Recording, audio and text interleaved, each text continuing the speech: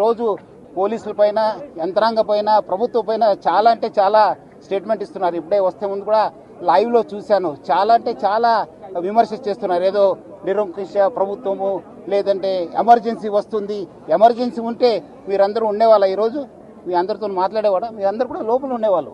So అది అర్థం చేసుకోవాలి.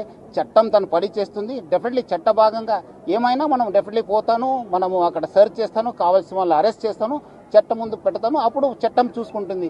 సో అందుకు ఎవరు కూడా మీరు విమర్శ చేయవచ్చు, కానీ వాళ్ళ చరిత్ర హాని చేయడం కానీ వాళ్ళపైన ఏం ఆధారం లేకుండా చేయడం చాలా బాధము. డెఫినెట్లీ చట్టం తన పని చేస్తుంది. అంటున్నారు కదా, రాత్రి ఎన్టీవీ దేవి ఇంటికి వెళ్ళి చాలా అసభ్యంగా బిహేవ్ చేశారని ఆమె చెప్తుంది. సిఓ ఎన్టీవీ సిఓ వాళ్ళ వైఫ్ తోని కూడా చాలా అసభ్యంగా బిహేవ్ చేశారు. ఇది పోలీసింగ్, కరెక్ట్ పోలీసింగ్ అని అనుకుంటున్నారా? అంటే వాళ్ళు ఎందుకు కావాల్సిన వాళ్ళు కాదా? మనం పిలిపిస్తే రావాలి కదా. వాళ్ళు కాకుండా ఈరోజు ఒక మీ రిపోర్టరు మనము ఎట్లా పోవడానికి, రాత్రి పోవడానికి ప్రయత్నం చేశారు. ఏ ఆధార్ పైన పోతున్నారు? 5:30 టికెట్ బుక్ చేసి బ్యాంకాక్ పేరుతో వెళ్తున్నారు. కావాల్సింది ఆనే, మనకు కోఆపరేట్ చేయాలి కాదానే, చేయకుండా ఎందుకు పారిపోతున్నారు? ఎందుకు పోతున్నారు? మనం అలాంటి ఉన్నప్పుడు ఆయన ఇంటికి పోయినప్పుడు వాళ్ళు ఎందుకు మనకు కావాల్సిన వాడు వస్తానని చెప్పి వెళ్ళిపోయారు. ఎక్కడికి వెళ్ళిపోయారనే ఈ రోజు కూడా పతా లేదు. ఎందుకు? చట్టం ముందు రండి కదా, చట్టంని ఫేస్ చేయండి కదా, అధికారం ముందు రండి. ఇన్వెస్టిగేట్ సహకరించండి. ఎందుకు పారిపోతున్నారు? ఏం కావాల్సింటే తీసుకొస్తారండి, చట్టంలో ఉంది.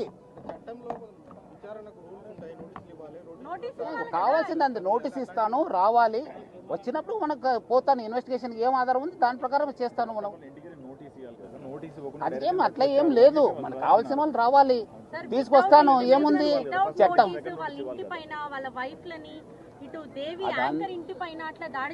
దేవి వస్తానని చెప్పి, దేవి వచ్చి అని చెప్పి ఎక్కడ పగలు కొట్టాను చెప్పండి, చూపించండి. వస్తానని చెప్పి సెల్ స్విచ్ ఆఫ్ చేసుకుని వెళ్ళిపోతే ఎట్లా? కావాలి కదా. మీరు కరెక్ట్ ఉంటే రండి, ఇన్వెస్టిగేషన్కి సహకరించండి. మీరు తప్పు చేయకపోతే ఎందుకండి భయము? ఎందుకు భయము? మహిళా ఆఫీసర్ని ఇట్లా పరిస్తారా? ఏం ఆధారం ఉంటుంది మీ దగ్గర? వాళ్ళు ఎట్లా జీవించాలి? వాళ్ళ కుటుంబంలో ఎంత పరిస్థితి?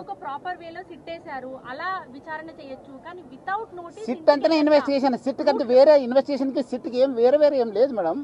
సిట్ ఎందుకు వేయాలండి నోటీసు? మనకు కావాల్సిన వాళ్ళు పిలిపిస్తాను, ఎంక్వైరీ చేస్తాను, మీరు రండి, పిలిపించినట్లు రావాలి కదా.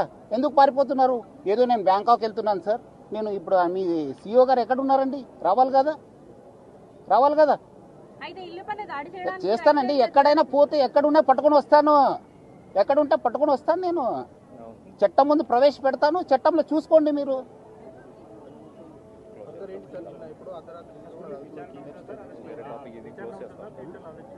ఏది చట్టం తన పని చేస్తుంది. కావాల్సిన వాళ్ళందరూ కూడా తీసుకొస్తాను.